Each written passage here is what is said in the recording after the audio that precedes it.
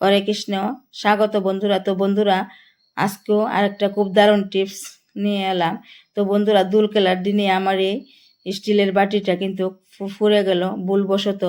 আমি চুলার মধ্যে আলু সিদ্ধ বয়াইয়া আর মনে নাই চুলাটা অফ করার জন্য, তাই কিন্তু আয়া দেখি যে বাটিটা কিন্তু একদমই ফুরে গেল। তো বাটিটা আজকে আমি একদম সহজ পদ্ধতিতে পরিষ্কার করব আর আপনাদের সাথেও ভিডিওটা শেয়ার করব। তো বন্ধুরা, দেন পরিষ্কার করার পর আমার এই বাটিটা কিন্তু একদমই পরিষ্কার, নতুনের মতোই কিন্তু লাগতেছে। তো বন্ধুরা, বাটি পরিষ্কারের জন্য আমি নিলাম শিরিষ কাগজ।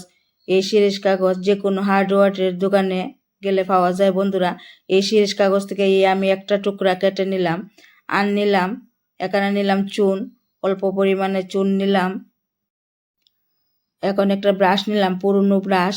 এই পুরনো ব্রাশের সাহায্যে আমি এই বাটির যে পুরা অংশ, সেই অংশে আমি চুন একদম গুড়ায় গুড়ায় সব দিকে খুব ভালো কইরা এই ব্রাশটার সাহায্যে কিন্তু আমি লাগামো। তো বন্ধুরা, দেখেন আমি কিভাবে এইভাবে লাগালাম। ব্রাশটার সাহায্যে এইভাবে লাগানোর পর বন্ধুরা 5 মিনিট কিন্তু অপেক্ষা করতে হইব। তো বন্ধুরা, এখন কিন্তু আমি এই শিরিষ কাগজটার সাহায্যে কিন্তু এই বাটিটা পরিষ্কার করব। এই শিরিষ কাগজটা দিয়ে বন্ধুরা একদম হালকা হাতে মাজলে হইব, একদম এত জোর দিতে হইব না, হালকা হাতে মাজলে এই বাটি কিন্তু পরিষ্কার হয়।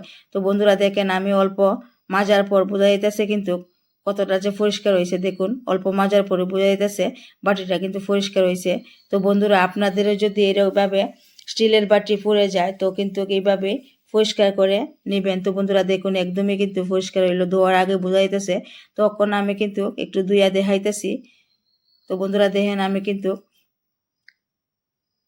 মাজার পর কিন্তু আমি জল দিয়ে ধোয়ার পর আপনাদের সাথে দেখাবো যে আমার বাটি কতটা পরিষ্কার হলো।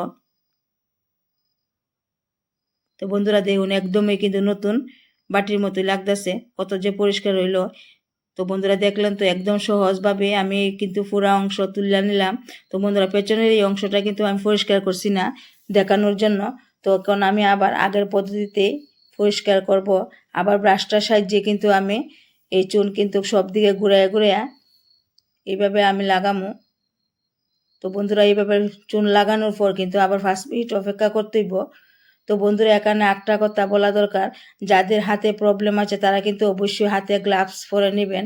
আমি এখানে একটা পলিথিন পরে দেখাইতেছি যে গ্লাভস না থাকলে আপনারা এই পলিথিন পরেও এই বাটি কিন্তু পরিষ্কার করে নিতে পারবেন। যাদের হাতে প্রবলেম তারা কিন্তু চুন ধরলে হাত চুলকাইব বা হাত জ্বালা পোড়া করবো, তাই এইভাবে কিন্তু গ্লাভস না থাকলে পলিথিনের এইভাবে হাত বেঁধেও পরিষ্কার করে নিতে পারবেন। তো বন্ধুরা দেখলেন তো কত সহজভাবে যে আমি এই পুরা বাটি পরিষ্কার করলাম। তো বন্ধুরা, যদি বাটি ভুলবশত পড়ে যায় আর চিন্তা করার কোনো কারণ নাই, আমার এই পদ্ধতিতে ব্যবহার করে কিন্তু আপনারা সহজভাবে বাটি পরিষ্কার করে নিতে পারবেন। তো বন্ধুরা, কেমন লাগলো আমার এই ভিডিওটা? যদি আমার এই ভিডিওটা ভালো লাগে অবশ্যই একটা লাইক দিবেন, শেয়ার করবেন আর আমার পেজটাকে ফলো করবেন। তো বন্ধুরা, ভিডিওটা আপনারা অবশ্যই শেয়ার করবেন, অনেকের এই ভিডিওটা উপকারে আসবে। তো আপনারা অবশ্যই ভিডিওটা শেয়ার করবেন আর আপনারাও এইভাবে অ্যাপ্লাই করে